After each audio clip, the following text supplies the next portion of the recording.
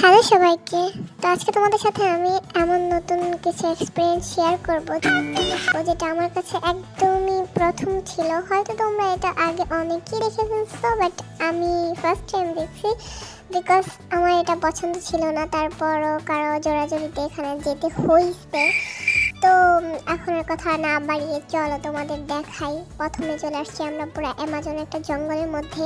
এটা জঙ্গলই বলা চলে, চারপাশে শুধু গাছ আর গাছ ছিল, আর কিচ্ছু ছিল না। এটা দেখে তোমরা আবার ভয় পেয়ে যেও, ঠিক আছে? দেন এই তো আমি প্রথমে এখানে ঢোকার পরে দেখি একটা ক্রোকোডাইলস মানে হা করে আছে সবাইকে খাওয়ার জন্য। এটা কি মানে স্বাগতম ছিল না কি ছিল আমি বুঝতে পারলাম না সিরিয়াসলি।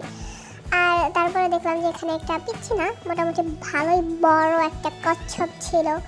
তো ভাবলাম যে টিকিট কেটে যখন ঢুকছি এগুলোর সাথে তো আজকে সেলফ ফটোগ্রাফ হয়েই যাবে। দেন মাছগুলো তো পাত্তাই দিল না, বাট এটাকে ধরে ফেলছি। মানে ধরছি তো ধরছি, আর ধরার পরে দেখো এটা খুবই ছিল।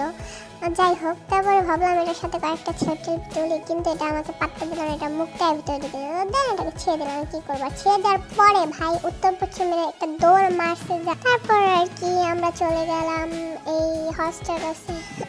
এটাও আমাদের লেজ দেখিয়ে খুবই বাজেভাবে ইনসাল্ট করে দিল।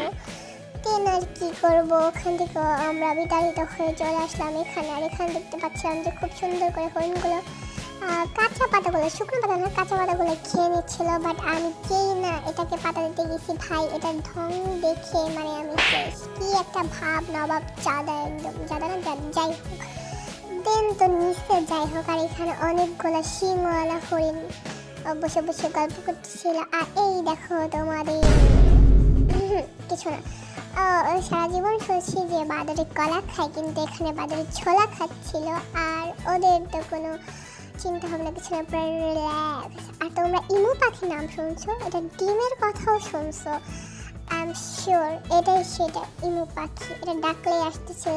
আর তারপরে পাশে ছিল এখানে কি বলে এটা ময়ূর।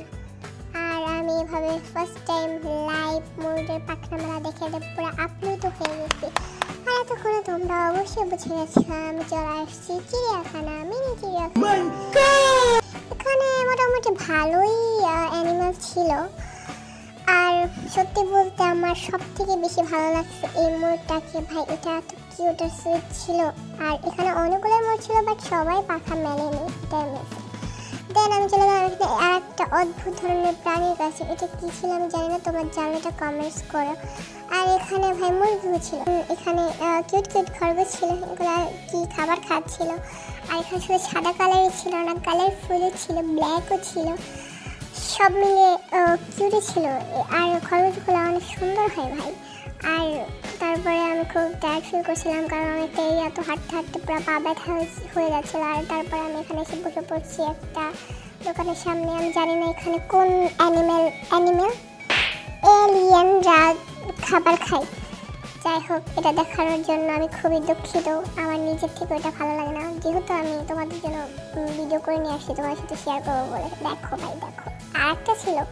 আর এটা উপর দিকে তাকায় তাকায় কী ভাবতেছিল আমি নিজেও জানি না। ও হয়তো ভাবতেছিল যে কী পরিমাণে প্রাপ করলে এদের ব্লগের ভিতরে ক্লিপ হয়ে যায় আমরা হবে আর কি। আর তারপরে আমি চলে আসছি, এখানে একটা বন মানুষ ছিল ভাই, কিউ ছিল। এটা যাওয়ার পর থেকে এইভাবে ঘুমাইতেছিল। বড় সড় এক ধরনের টেরি আছে না, দেখতে কিন্তু এরকমই ছিল। তোমরা কি বলো বইলো। আর এখানে অনেকগুলো রাইড ছিল, কিন্তু এখানে নো এন্ট্রি ছিল।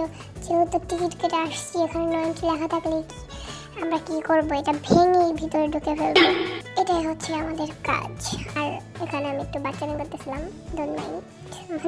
মানে দোল না দেখলে না এমন হয় একটু দোল দিয়ে আর কি। আর লগে একটা বড় একটা বিলের মতো ছিল, এটা খুবই ভালো ছিল। আর এখানে আমি পুরো বাই বাই করে যাচ্ছিলাম। ফুল দেখবো আর আমি ফুল নেবো না, এটাও কি হইতে পারে। এখানে একটা ফুল চুরি মাইরে দৌড় দিলাম। আর এখানে লেখা ছিল ভিডিও করার নিষেধ, আমি সেখানে ভিডিও ক্লিপ নিয়ে ফেলাম। আর এই ফুলগুলোর নাম কি আমি জানি না, তোমরা একটু জানলে বললো। এই প্লেসটা এত সুন্দর ছিল ভাই, জোস ছিল। আর তারপরে আমি টুকি করে এখন বাসার উদ্দেশ্যে আবার রওনা দিলাম। তোমরা থাকো, ওকে বাই।